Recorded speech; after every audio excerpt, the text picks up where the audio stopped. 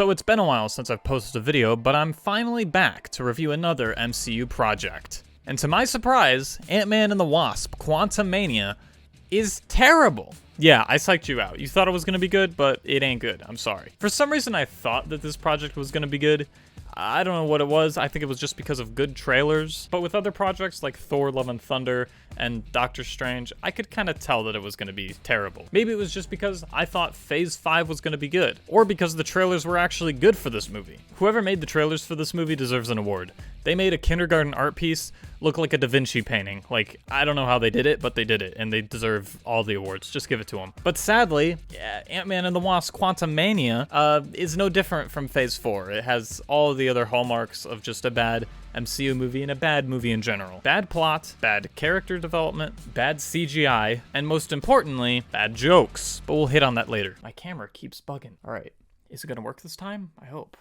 The movie starts with a monologue of Ant-Man telling us how normal his life is after Avengers Endgame. And he's very normal, because he's telling us that he's very normal. He's also written a book called Look Out for the Little Guy or something. I forget. I also don't care. And everything's going great and normal. And then he gets a call from the cops. Oh no, his daughter's in prison. Oh no. Her daughter obviously being Cassie from the previous movie/movies, I guess. Was she in Ant-Man and the Wasp? I never saw Ant-Man and the Wasp. That's the only MCU movie I haven't seen. And guess what? I'm not gonna see it. Anyway, she is an activist now, and she shrunk a bunch of cop cars, because yippee activism. But anyway, they go home, they start eating, they're like, yay, we're normal. And everyone just decides to gang up on Scott and just tell him how terrible he is for some reason. Cassie starts by saying, oh, you're not helping anybody. Why are you not helping people? On one hand, it's like, yeah, you do have the power to help people, but also you just kind of go small. You're just kind of small. I don't know if you're going to be robbing a bank or anything, but yeah, you're just kind of small. You can also go big. Hey, there we go. He could build skyscrapers. That's what Ant-Man can do now. Since he can get big, he can help build skyscrapers, I guess. But on the other hand, he saved incomprehensible amount of people in Endgame. I can't even count that high. What would that even be? But anyway, and then we're introduced to the grandma character. I forget her name, and I also don't care. And also Grandpa, who's Hank. Anyway, and then they start talking, and then they're like, we've been doing a bunch of stuff, and Scott's like, what have you been doing? Come to the basement. And then they all just kind of move to the basement, completely forgetting the previous conversation that they had, and they just go to the basement. In the basement, we see that Cassie has built a satellite to the quantum realm, and they can pick up signals of intelligent life in the quantum realm. I don't know how that works. Also, why is every teenager a super scientist now? All the teenage characters that we've been introduced to are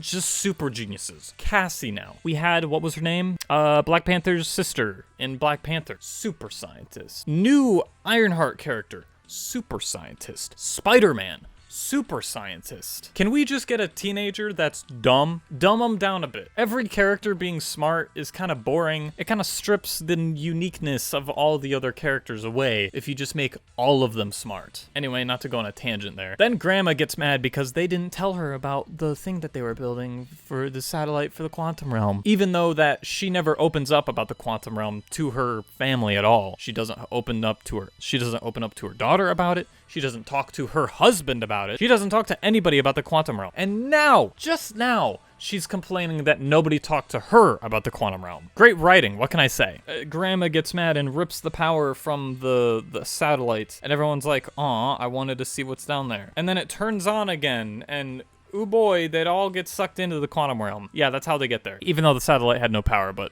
whatever. But the magic gave it power. Shut up. Then Cassie and Scott are split from the rest of the group, and they run into pirates. I was actually impressed by this part because the alien designs looked good, mostly because I've dealt with terrible character designs in the past with, you know, Book of Boba Fett and definitely Obi-Wan. There's barely any aliens anywhere in the universe in Star Wars, at least since Disney has bought it. And Tatooine just looks like there's a bunch of humans here now. And my question is, was there an alien genocide on Tatooine that none of us know about? Because I think there's too many humans. Just turn some of those into aliens and then it should be good. Anyway, Scott is captured and he drinks some ooze that the aliens want him to drink. And the ooze allows him to understand the alien language that all of them are speaking. Okay. That's convenient. Then the guy who can read minds comes up, and they do the funny bit where the bad thought angers the mind man. I haven't seen that a million times in Hollywood. Keep it up. Then they realize that Scott and Cassie are being hunted by him, and they have to get them out of here before him shows up. Who's him?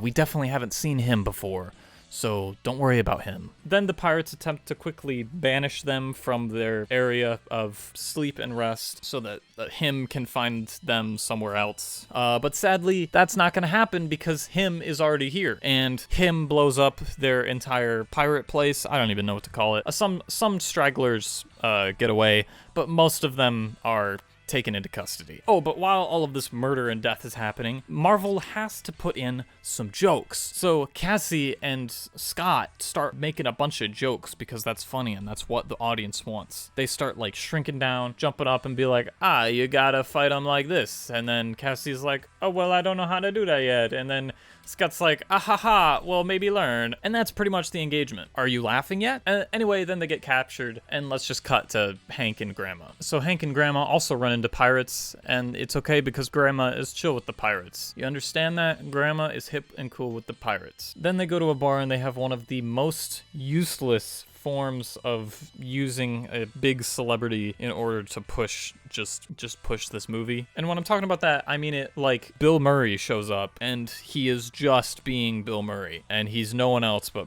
Bill Murray. I don't even remember his character's name. Anyway, Bill Murray shows up as this rebel leader. God, is this the worst? This is his worst character. And then anyway, while Grandma is talking to Bill, she finds out that Bill is actually working for him. And like I'm so tired of Marvel doing this where they just use these A-list actors and they don't push them to do anything.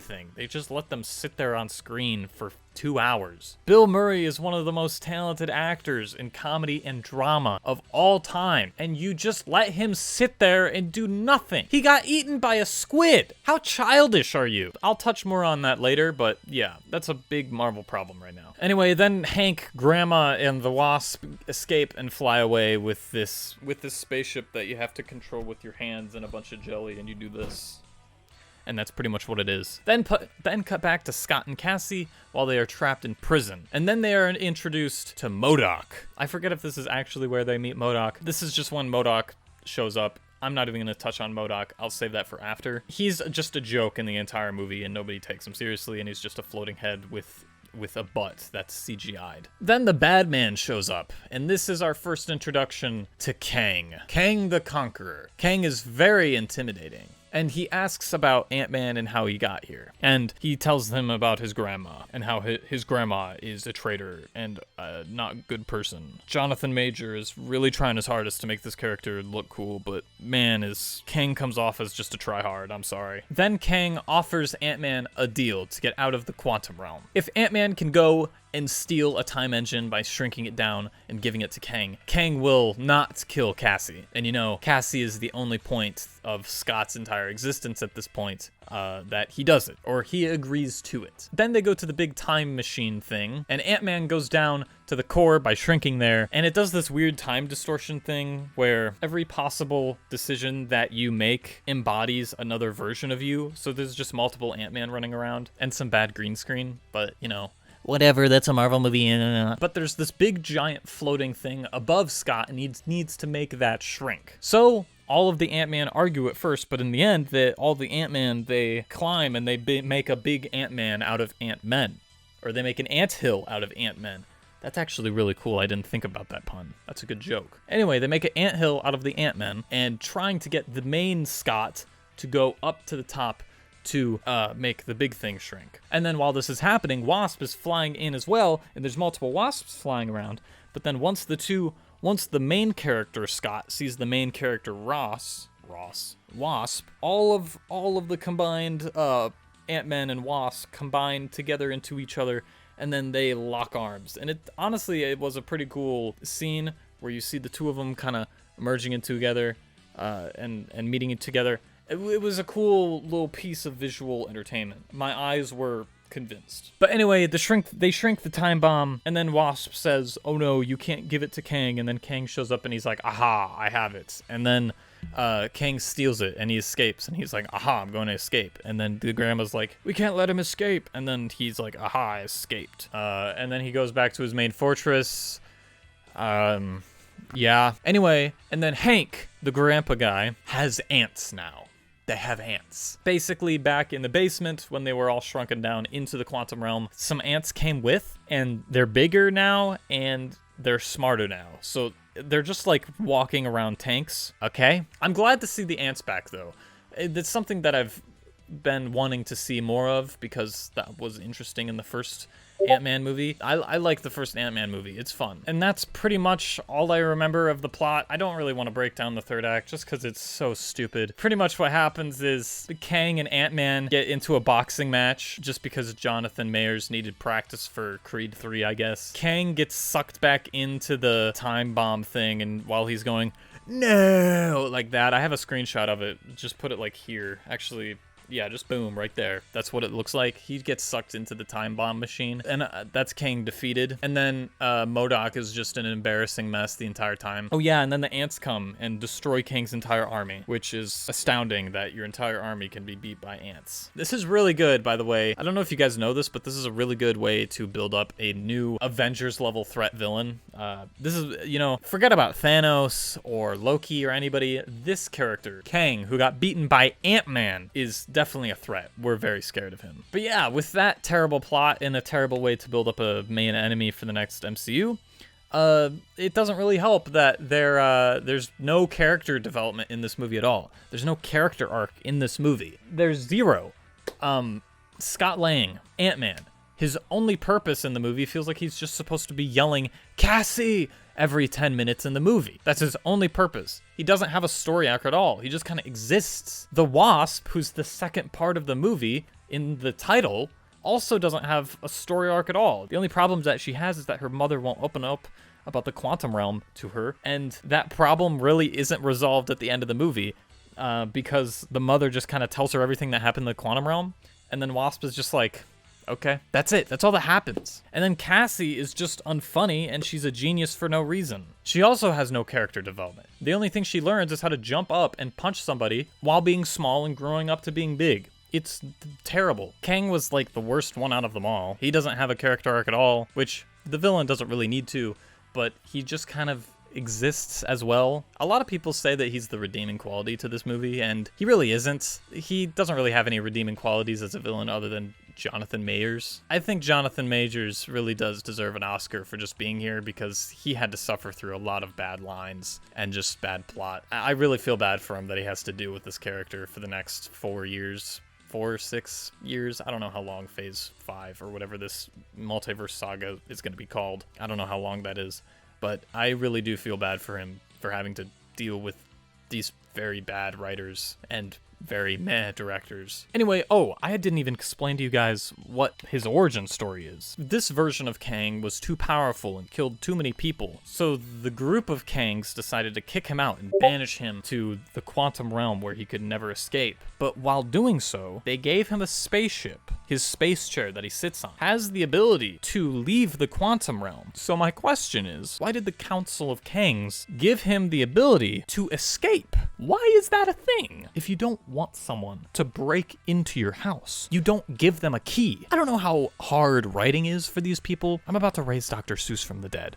just to show you guys how it's done. Yeah, we've got green eggs and ham up in the shindig because y'all don't know how to cook. Anyway, MODOK is also here, and I'm not going to talk about MODOK. Actually, I am going to talk about MODOK.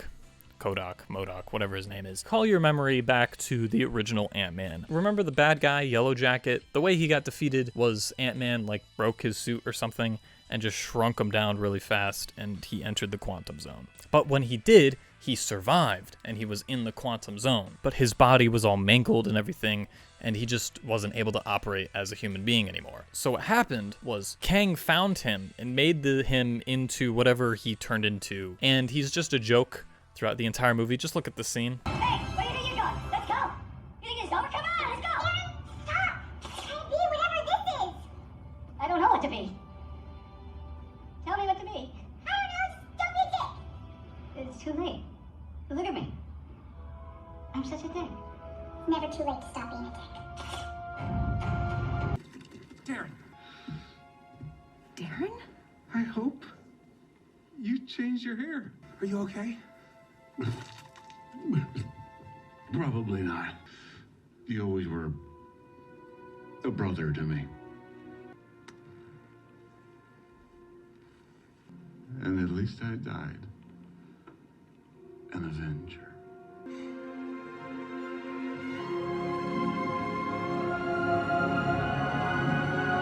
Yeah, that's him for the entire show. He's just made a muck of, and he's not really taken seriously.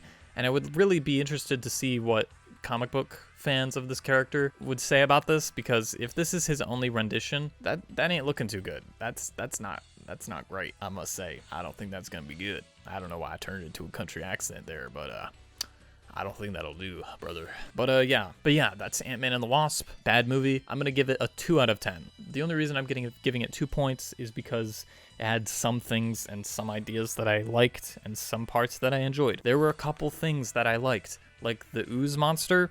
He was enjoyable, and the friend that has the cannon for the head, I enjoyed him. I was gonna give this a 3 out of 10, but they killed the cannon head guy, so I'm bumping it down back to a 2. I'm sorry, I can't do any higher. But yeah, tell me your thoughts in the comments below about this movie. If you disagree with me, that's fine. See ya. Video's here. Yep, that's bye. Goodbye now. I don't know why I shook my hand like that, but I'm shaking like this now. See ya. That's all.